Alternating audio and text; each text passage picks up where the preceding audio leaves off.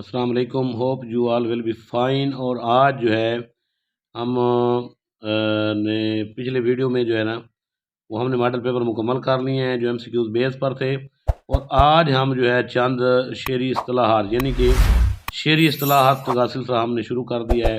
اس کے بعد نثری اصطلاحات آئیں گی، تو اس طرح جو ہے نا یہ کام چلتا رہے گا۔ تو شعری اصطلاحات کے بارے میں آج ہم پڑھ رہے ہیں کہ شعری اصطلاحات کیا ہوتے ہیں۔ سب سے پہلے ہم پڑھیں مصرع۔ مصرع کیا ہوتا ہے؟ لفظ میں کوارٹ دروازے کا ایک پارٹ مراد ہے، آدھا شعر یا نصف بیت۔ مصرع بامعنی الفاظ مشتمل وہ سطر ہے کہ اگر نثر میں ہو تو فقرہ کہلائے، اور اگر نظم میں ہو تو مصرع۔ شعر کے پہلے مصرے کو مصرع اول جبکہ دوسرے مصرے کو مصرع ثانی کہتے ہیں۔ مثلا ایک شعر ہے، یاران تیز گام نے محمل کو جا لیا، یاران تیز گام نے محمل کو جا لیا، ہمیں سو گئے داستاں کہتے کہتے۔ تو یہ دو مصرے ہیں، یہ مصرع نمبر 1 ہے اور یہ مصرع نمبر 2 ہے، یعنی یہ مصرع پہلا ہے اور یہ مصرع دوسرا ہے، دو مصرے مل کر ایک شعر بناتے ہیں۔ اب دوسری ہے جی شعری اصطلاحات، شعر یا بیت۔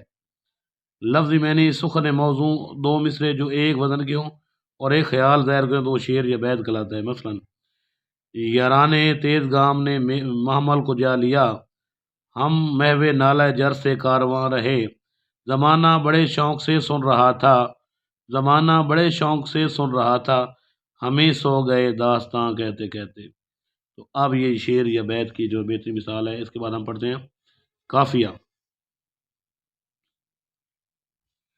قافیہ کیا ہوتا ہے؟ ہر شعر کے آخر میں آنے والے ہم آواز و ہم وزن الفاظ کو قافیہ کہا جاتا ہے۔ یہ الفاظ ایک خاص ترتیب سے اصناف نظر میں مقرر آتے ہیں مگر معنوں کے اعتبار سے مختلف ہوتے ہیں۔ جیسے مرزا غالب کی یہ معروف غزل ملاحظہ کیجیے، دل نہ جہاں تجھے ہوا کیا ہے، آخر اس درد کی دوا کیا ہے۔ اب اس میں ہوا اور دوا یہ قافیہ ہے۔ ہم ہیں مشتاق اور وہ بیدار، یا الہی یہ ماجرا کیا ہے۔ اب یہ دیکھیں جی، ہوا دوا ماجرا، میں بھی منہ میں رکھتا ہوں زباں، میں بھی منہ میں زباں رکھتا ہوں، کاش پوچھو کہ مدعا کیا ہے۔ اب یہ مدعا آ گیا جی، یہ بھی قافیہ ہے۔ دیکھیں ایک جیسا بولنا، ہم کو ان سے وفا کی ہے امید، ہم کو ان سے وفا کی امید، جو نہیں جانتے وفا کیا ہے۔ تو یہ دیکھیں وفا، ہاں بھلا کر تیرا بھلا ہوگا، ہاں بھلا کر تیرا بھلا ہوگا، اور درویش کی صدا کیا ہے؟ صدا، وفا، مدعا، ماجرا۔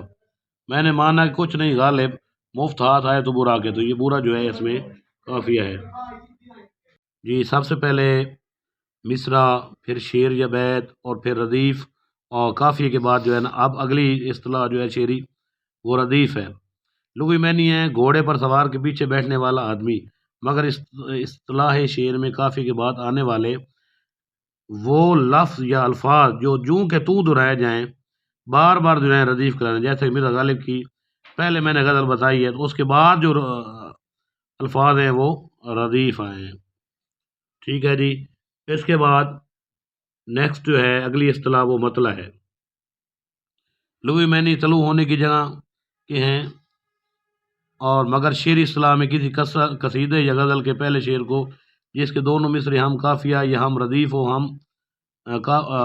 ہوں تو مطلع کہتے ہیں اسے۔ ردیف کی موجودگی ضروری شرط نہیں ہے، یعنی کہ ایک غزل میں جو مکفہ غزل ہوتی ہے اس میں قافیے کی شرط ہونا بہت ضروری ہے، لیکن ردیف کی شرط ہونا بہت ضروری نہیں ہے۔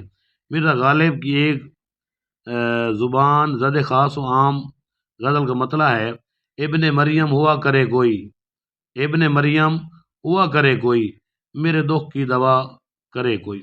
اب اگر اس شعر پر غور کیا جائے تو ہوا اور دوا، ہوا اور دوا یہ قافیہ ہے، اور قافیے کے بعد میں نے پہلے بتایا جوں کہ دوں دہرانے والے الفاظ جو ہوتے ہیں کرے کوئی اور کرے کوئی یہ ردیف ہوتے ہیں۔ چلے جی، امید ہے اس کی آپ کو سمجھ آ گئی ہوگی۔ اب اگلی شعری اصطلاح ہے مقطع۔ یہ مطلع کا الٹ ہے، مطلع غزل کے پہلے شعر کو کہتے ہیں، لیکن مطلع کے لیے ضروری ہے کہ پہلے شعر میں قافیہ اور ردیف ہونا ضروری ہے، اگر ردیف نہ بھی ہو لیکن قافیہ کو ہونا بہت ضروری ہے۔ اس کے بعد ہے مقطع۔ لغوی معنی ہے قطع ہونے کی جگہ، مگر شعری اصطلاح میں کسی قصیدے یا غزل کے آخری شعر کو جس میں شاعر اپنا تخلص بھی لاتا ہے مقطع کہتے ہیں۔ اگر تخلص نہیں ہوگا تو وہ مقطع نہیں ہوگا۔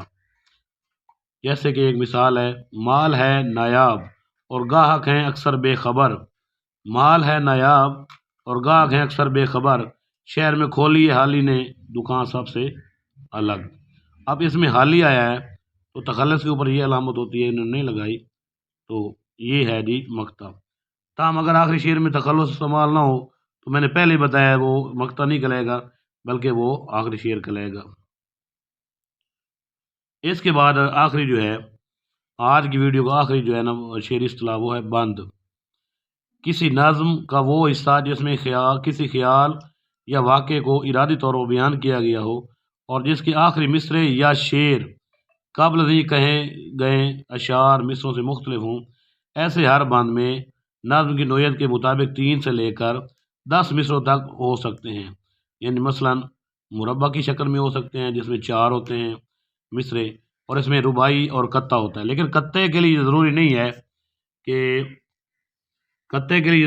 ہے کہ اس کے 4 مصرے، وہ 4 سے زیادہ بھی ہو سکتے ہیں، اس کی تعداد پر کوئی قدغن نہیں ہے، لیکن رباعی کے لیے ضروری ہے کہ اس کے مصرے 4 ہونے چاہیے، اور رباعی کا جو پہلا، دوسرا اور چوتھا مصرع وہ ہم قافیہ ہوتا ہے اور ہم ردیف بھی ہو سکتا ہے۔ تو مربع کا ہر بند 4 مصروں، مخمس کا ہر بند 5 مصروں اور مسدس کا ہر بند 6 مصروں پر مشتمل ہوتا ہے۔ 7 7 8 8 اور 10 10 مصروں کے بند بھی ہوتے ہیں، مگر ان کی روایت کم رہی ہے۔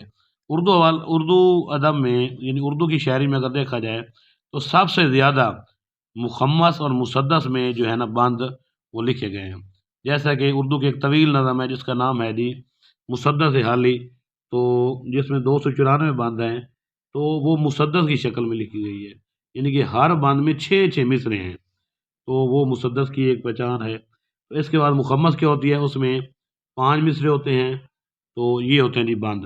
تو امید کرتا ہوں کہ آج کی ویڈیو میں جو شعری اصطلاح کے یہ جو بنیادی حصے تھے یہ آپ کو سمجھ آ گئے ہوں گے۔